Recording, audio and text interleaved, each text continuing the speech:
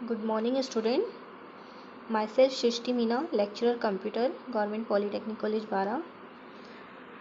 हम लोग 105 computer and information technology fundamental की यूनिट फर्स्ट पढ़ रहे थे, उसी को कंटिन्यू करेंगे। इससे पहले वाले लेक्चर्स में हमने generation and types of computer पढ़ा था।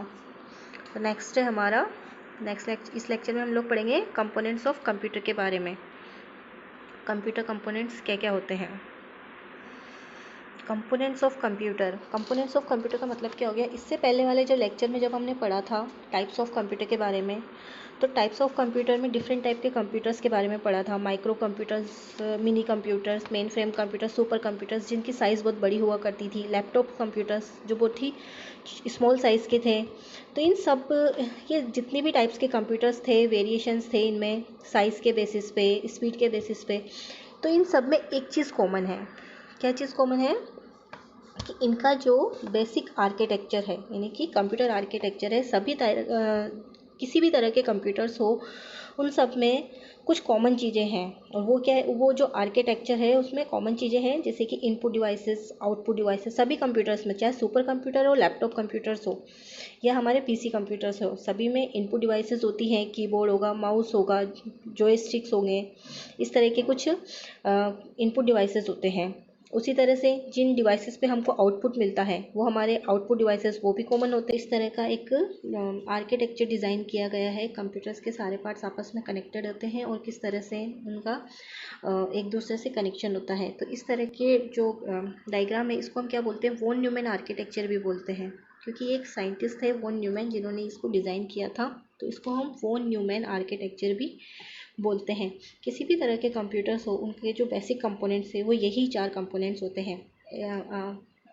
इनपुट यूनिट हो गया, स्टोरेज यूनिट हो गया, आउटपुट यूनिट्स और सेंट्रल प्रोसेसिंग यूनिट। इन 4 बेसिक कंपोनेंट से मिलके ही कंप्यूटर डिज़ाइन होता है।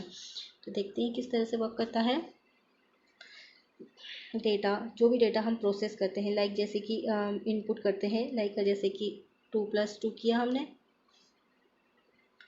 2+2। तो इनपुट डिवाइसेस के थ्रू हमने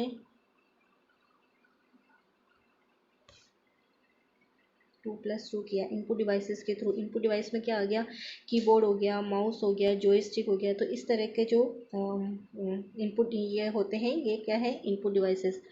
इनपुट डिवाइसेस के बाद जब हमने डेटा को इनपुट किया तो हमारा जो डेटा है वो प्राइमरी स्टोरेज में जाके स्टोर होता है। 2+2 यानी कि जिस तरह से हम अपनी मेमोरी में किसी भी कैलकुलेशन को परफॉर्म करने के लिए पहले वो स्टोर होती है, तो इसी तरह से कंप्यूटर में भी अगर हमने कोई भी डेटा प्लेस किया तो प्राइमरी स्टोरेज में स्टोर होता है। प्राइमरी स्टोरेज में स्टोर होने के बाद अर्थमेटिक एंड लॉजिकल यूनिट और कंट्रोल यूनिट, इन दोनों से मिलके जो बनता है, ये दोनों मिलके एक कंपोनेंट फॉर्म करते हैं जो है सेंट्रल प्रोसेसिंग यूनिट, यानी कि brain of the computer. Control unit जो देखिए आपस में सारी डॉटेड लाइंस से कनेक्टेड है, इनपुट डिवाइसेस पे और आउटपुट डिवाइसेस पे, यानी कि और मेमोरी पे भी। तो इनपुट डिवाइस जो कंट्रोल यूनिट का काम क्या होता है, कंट्रोल यूनिट जो input devices, output devices, storage units होगी, इनको चेक करता है कि ये प्रॉपर फंक्शनिंग में है या नहीं है। इस तरह से ये आपस में कनेक्टेड होते हैं, डॉटेड लाइंस के थ्रू कनेक्टेड है यहाँ पे। और जो हमने डेटा यहाँ से इनपुट किया प्राइमरी स्टोरेज में गया, देखिए यहाँ पे प्राइमरी स्टोरेज में गया, यहाँ पे हमारा प्राइमरी स्टोरेज में 2+2 यहाँ स्टोर हुआ। प्राइमरी स्टोरेज में 2+2 स्टोर होने के बाद हमारा डेटा जो है यहाँ पे इस तरह से डाउन फ्लो होके अर्थमेटिक एंड लॉजिक यूनिट के बाद किया, क्योंकि 2+2 तो ये किसका काम है, अर्थमेटिक एंड लॉजिकल यूनिट, यानी कि अर्थमेटिकल कैलकुलेशन है तो इसको कौन परफॉर्म करेगा, अर्थमेटिक एंड लॉजिकल यूनिट, जो कि कंप्यूटर का सेंट्रल प्रोसेसिंग यूनिट का पार्ट है। और सेंट्रल प्रोसेसिंग यूनिट क्या है, ब्रेन ऑफ द कंप्यूटर। ये क्या करेगी, इस पर प्रोसेसिंग परफॉर्म करेगी। प्रोसेसिंग परफॉर्म करके वापस जो हमारा डेटा है उसको प्राइमरी स्टोरेज में डेटा स्टोर होता है। प्राइमरी स्टोरेज में डेटा स्टोर होने के बाद वो सेकेंडरी स्टोरेज में स्टोर होता है और मॉनिटर पे शो होता है। मॉनिटर पे यानी कि जो हमारा आउटपुट है वो कहाँ शो होगा हमको, मॉनिटर पे। मॉनिटर पे जो आउटपुट शो होगा, अगर स्क्रीन है, मॉनिटर है, ये आउटपुट डिवाइस है, अगर स्क्रीन पे शो होता है तो ये हो गया हमारा सॉफ्ट कॉपी के फॉर्म में। और अगर प्रिंटर है, प्रिंटर भी क्या है, आउटपुट डिवाइस। प्रिंटर पे अगर हमको डेटा मिलता है तो वो किस फॉर्म में मिलता है, एक पेज की फॉर्म में मिलता है, यानी कि हार्ड कॉपी की फॉर्म में। तो इस तरह से जो ये है डेटा यहाँ से इनपुट करते हैं, सेकेंडरी ये स्टोरेज यूनिट में डेटा स्टोर होता है, सेंट्रल प्रोसेसिंग यूनिट उस पर प्रोसेस करती है, और प्रोसेस करने के बाद आउटपुट यूनिट्स उस पर आउटपुट को शो करती हैं। डॉटेड लाइन्स है, डॉटेड लाइन्स कंट्रोल यूनिट के थ्रू कनेक्टेड है। कंट्रोल यूनिट इनका कनेक्शंस चेक करती है, जो भी डेटा का फ्लो है, कंट्रोल है, उसको चेक करती है, और ये डेटा फ्लो है। तो इस तरह से हमारा कंपोनेंट्स ऑफ कंप्यूटर, जो ब्लॉक डायग्राम ऑफ कंप्यूटर है वो इस तरह से वर्क करता है। वॉन न्यूमैन आर्किटेक्चर भी इसको हम बोलते हैं।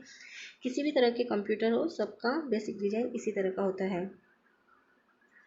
Components of computer, the hardware and software.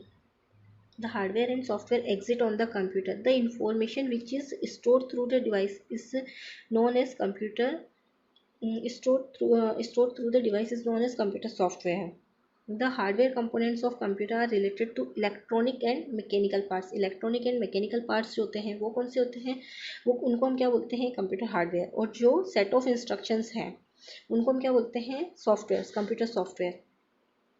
And the software is related to the data and computer programs.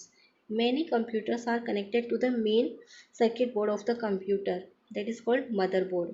उसको हम क्या बोलते हैं, मदरबोर्ड। मदरबोर्ड क्या हो गया, मदरबोर्ड जो है कंप्यूटर का वो वाला सर्किट है जहाँ पे जो ये हमारा जो कंप्यूटर आर्किटेक्चर वाला पार्ट जो हमने देखा था ब्लॉक डायग्राम कंप्यूटर का, वो पूरे के पूरे जो सर्किट हैं चिप की फॉर्म में, एक चिप की फॉर्म में वहाँ पे कनेक्टेड होते हैं। Mainly computer system consist of 3 parts. Sorry यहाँ पे टाइपिंग मिस्टेक है, यहाँ पे आएगा 4 पार्ट्स। 4th पार्ट कौन सा है यहाँ पे, स्टोरेज यूनिट। फर्स्ट हो गया central processing unit, input devices and output devices. और सेंट्रल प्रोसेसिंग यूनिट के भी 2 पार्ट्स होते हैं again. The central processing unit is divided into 2 parts again, arithmetic and logic unit and control unit. A large amount of data is stored in computer memory with the help of primary and secondary storage. The CPU is like the heart and brain of the computer. The user goes into the desired output without taking necessary option taken by the data is entered through input devices, and input devices के through data enter होता है such as keyboard, mouse, etc. This set of instruction is processed by the CPU. अब क्या करता है, उन जो हमने 2+2 एंटर किया था उसके ऊपर CPU प्रोसेसिंग करेगा, and after getting the input by the user the computer system produce the output. उस पर प्रोसेसिंग करने के बाद हमको आउटपुट मिलेगा। The computer can show the output with the help of output devices to the user such as mouse, monitor, printer, etcetera.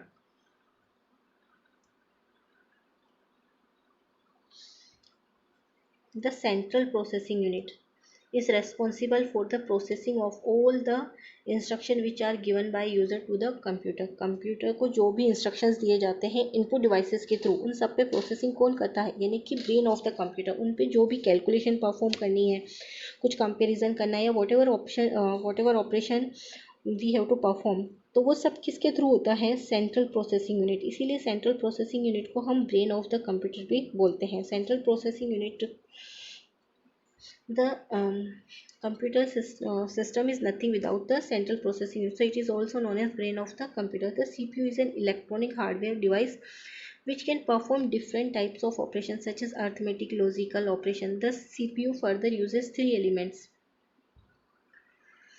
Keyboard input devices के through data input करते हैं, और ये CPU के 3 एलिमेंट्स होते हैं। कौन से units, arithmetic and logic unit, control unit and memory unit. ये ऑप्शनल है, ये हो भी सकता है और नहीं भी हो सकता है, इसको हम बाहर से भी असेंबल कर सकते हैं। तो और ये आउटपुट यूनिट्स पे इसको दे रहे हैं। अर्थमेटिक एंड लॉजिकल यूनिट का काम क्या होता है, जो भी हमारी कैलकुलेशन अर्थमेटिक एंड लॉजिकल वाली कैलकुलेशंस होती है, लाइक कंपेरिजन अर्थमेटिक जो प्लस माइनस वाली कैलकुलेशंस होती है, अर्थमेटिक एंड लॉजिक यूनिट वही इसको ऑपरेशन परफॉर्म करके उस पर आउटपुट शो करती है। कंट्रोल यूनिट डेटा को, कंट्रोल सिग्नल्स को, डेटा जो हमारा इंस्ट्रक्शंस की फॉर्म में है उसको कंट्रोल सिग्नल में कन्वर्ट करके उसको भेजती है आउटपुट स्क्रीन पर।